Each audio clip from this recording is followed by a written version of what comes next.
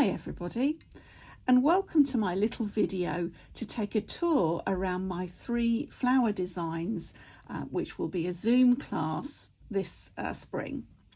So I'm going to talk to you about all 3 designs. This is my Echinacea, which I know lots and lots of you have taken a class with me, which I've thoroughly enjoyed, and thank you for that.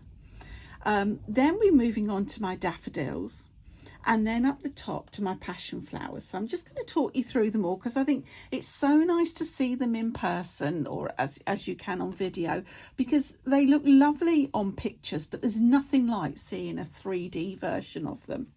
So I'm going to start talking to you about Echinacea really, because this was the initial flower design, and this happened because I decided to have my garden replanted during lockdown.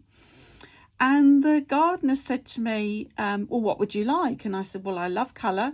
I said, I love structure, architectural pieces.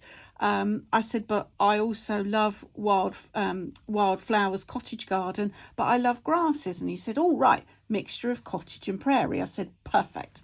So we planted these Echinacea, never heard of them before, didn't know what they were, but oh boy, was I glad when they started to come up. Now, initially, he just planted the white ones. And I know now from all my lovely students, particularly in America, that these come in such a myriad of different colours.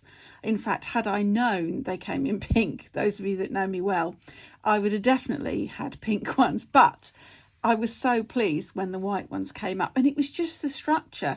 The head of them was fascinating to me because it was so firm.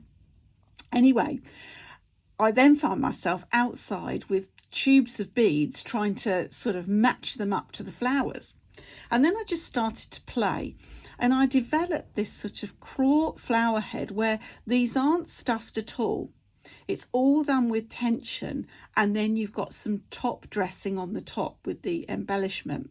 Now on this one, on Echinacea, the petals are added afterwards, because that was just an easy way to do with the design. And then also you've got the actual lariat is of 1, because you've got a slider bead here which moves up and down, which enables you to get in your down your head, so it's easy to get on and off. And then we've got I made 2 extra flower beads that are static, that actually sit on your décolleté. And it's just such fun to do and such fun to wear. The only thing I would say with all 3 of these projects is you do need to know your basic craw really well. Because if you don't, you might find it too tricky. And by that, I mean you need to be able to do a rope really easily. You need to be able to do it, you know, in a sort of pattern. But that's all. So that was Echinacea. And then, as I say, when I discovered that you could get pink ones, well, that was it. Well, I didn't realise, and I'd been being asked for it, I didn't realise how difficult it was to match this colour scheme, because I was looking for these smaller beads, and I was looking for a pinky purple. And you all know, as I have the same trouble, when you order online, it's really difficult to see the colours. So after about 5 or 6 trials, I did get the right colour. But also with this one, I'm a great lover of KO, and I actually popped a scarlet KO through these flowers, and that actually made the difference. It really made them sing. So it's made in the same way, exactly the same way, but it's just a different colourway. So great fun and really chunky and firm. So then we move on to the daffodils. Now, who doesn't love a spring flower? They're so gorgeous, and it allowed me to use the lovely greens you can get now with the Duracoats. Again, I reverted to my craw base, so it's nice and firm. And then for the first time with this one, instead of making the petals off the piece and then adding them, I actually made the petals on the piece, so they're integral to all of it. Now, I think that's a great difference, because to me, they just look as one. Which they're not. They're not added on separately. They're one piece, which I think is really nice and much better for the look. And then you've got the trumpet, which I've done in peyote. And then as I say, you've got the stem, which is a right angle weave. But then I've got a nifty little trick for keeping that wire in, not letting it come out, because that is always a problem, I know. So on this one, I've got a nice pale orange trumpet. On this one, I've used the white, and on this one, I've used the yellow again, but used little seed beads on there. So again, great fun. They look lovely all together in a little vase. I've got, those of you that have seen them online will know they're in a lovely little olive vase, which I really enjoy having them on my desk. So that's the daffodils. And then came the passion flowers. Now, the passion flowers happened on a lovely trip to Kew, because every year they have their orchid exhibition, and it's outstanding. It's in one of the glass houses. It's always changing. If you can ever get to it, please do. You need tickets, but it's worth going. So this was actually the colour of the passion flower when I was there.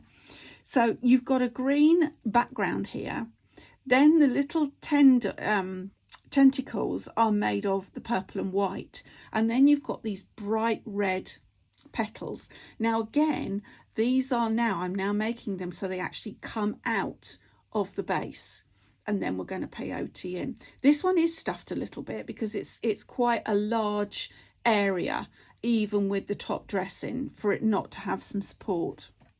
Now these come like this with the tendrils, but one day, just for one day, they open up like this. And after this, the actual flowers die off. But I thought it was great, although this is a really mad piece, I thought it was great to show one closed and a couple that have actually opened up. So again, really great fun to do and a little bit different. And then also a bracelet.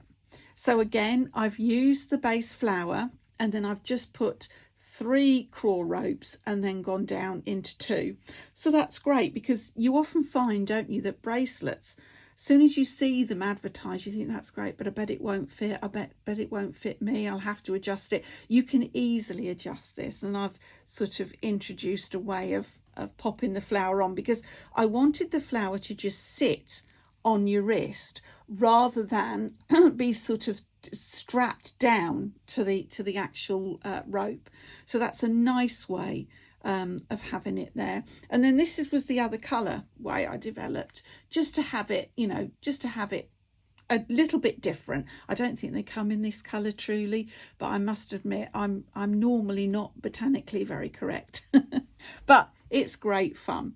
So anyway, so that was just a quick tour around my spring classes, and just to let you have a little view of sort of a little insight into how I sort of design the pieces and how they're going from echinacea through to daffodils through to passion flowers. Not sure what's next, but hopefully in the spring I'll get a bit more inspiration. Thank you for watching.